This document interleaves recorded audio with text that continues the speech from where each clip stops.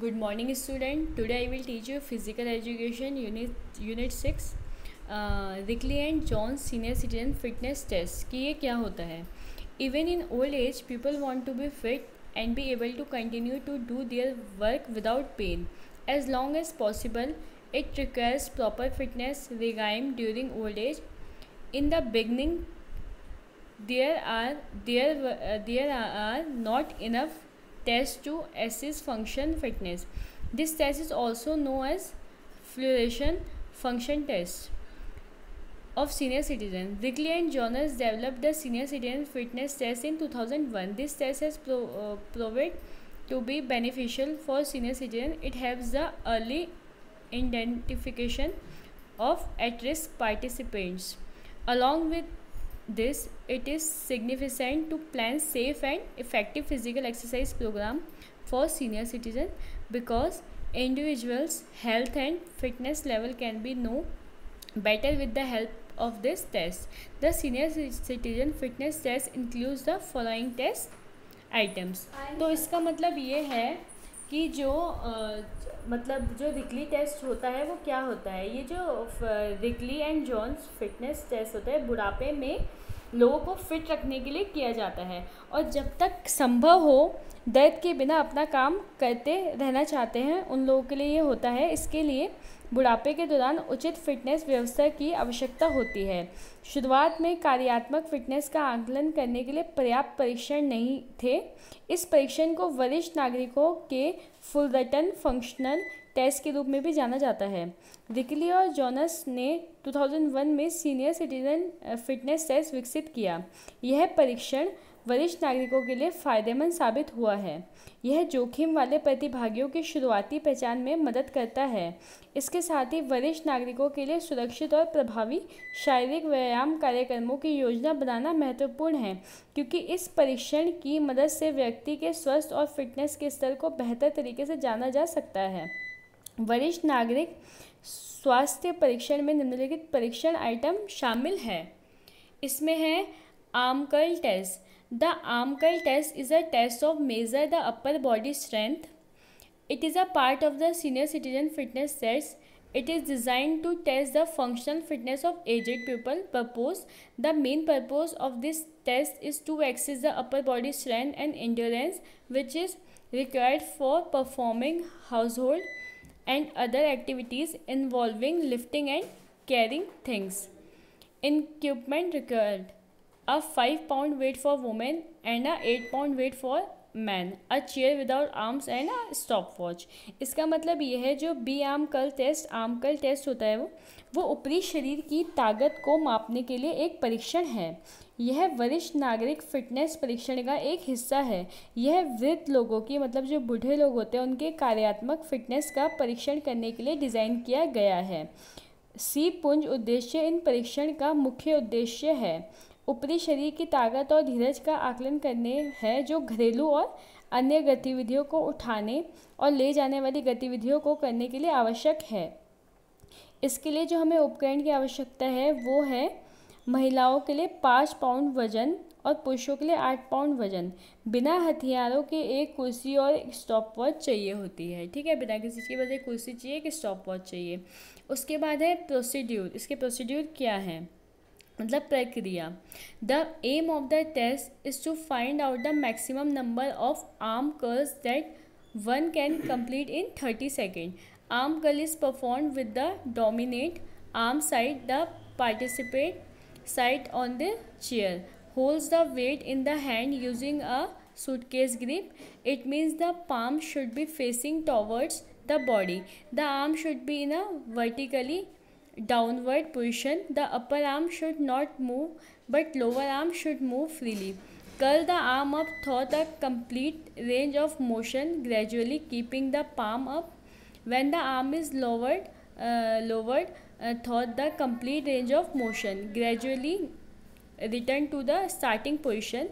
The arm should be completely bent and then completely straightened at the elbow. This complete action should be repeated by the participant as many times as possible within 30 seconds. Scoring. The score is the total number of arm curls performed within the given 30-second duration. The following table shows the recommended range for the test for different age groups. इसका मतलब ये है, जो इसकी प्रक्रिया है वो है कि परीक्षण का उद्देश्य हाथ की कल की अधिकतम संख्या का पता लगाना है जिसे कोई 30 सेकंड में पूरा कर सकता है। आम कल को प्रमुख भुजा पक्ष के साथ किया जाता है। प्रतिभागी कुर्सी पर बैठता है, सूटकेस की पकड़ का उपयोग करके हाथ में वजन रखता है। इसका मतलब है कि हथेलियों को शरीर की ओर होना चाहिए, हाथ एक लंबवत नीचे की स्थिति में होना चाहिए। ऊपरी भुजा को हिलना नहीं चाहिए, लेकिन निचली भुजा को स्वतंत्र रूप से चलना चाहिए, जैसे कि उसके जो हाथ हैं वो अच्छे से मूव करने चाहिए। धीरे धीरे हथेली ऊपर रखते हुए हाथ को गति की एक पूरी श्रृंखला के माध्यम से ऊपर उठाना चाहिए। जब हाथ को गति की पूरी सीमा के माध्यम से नीचे लाया जाता है तो धीरे धीरे प्रारंभिक स्थिति में लौट जाना चाहिए। हाथ पूरी तरह से जुड़ा या मुड़ा हुआ होना चाहिए और फिर कोहनी पर पूरी तरह से सीधा होना चाहिए।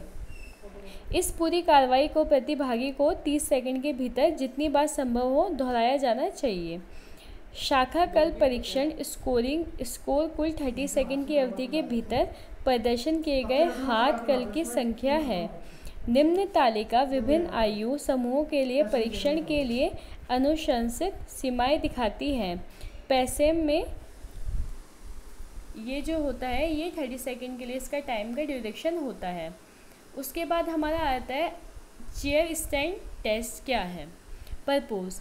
The main purpose of this test is to measure the power body strength, particularly the strength of legs, which is usually required for various tasks such as climbing stairs, getting in and out of vehicles, bathtub or chair. Equipment required: a chair with a straight back and a seat of at least 44 cm and a stopwatch.